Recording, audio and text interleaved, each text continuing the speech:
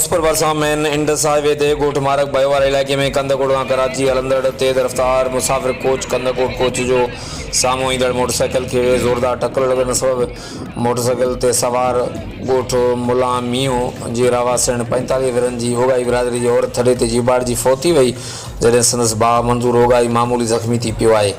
वाक़े बाद कोच जो ड्राइवर ऐं क्लीनर मौक़े तां फरार थी विया। वाक़े जी इतला मिलण ते غوثپور पुलिस वाक़े वारनि पहुची कोच खे पंहिंजी तहवील में वठी छॾियो ऐं कोच जे मालिकनि खे इतला करे कंदकोट मां ॿी कोच खे घुराए मुसाफ़िरनि खे कराची लाइ रवानो कयो वियो। वाक़े जी इतला मिलण ते फोती औरत जे घर में क़हराम मची वियो ऐं पूरे ॻोठ में सोग जी फिज़ा पखिड़िजी वई।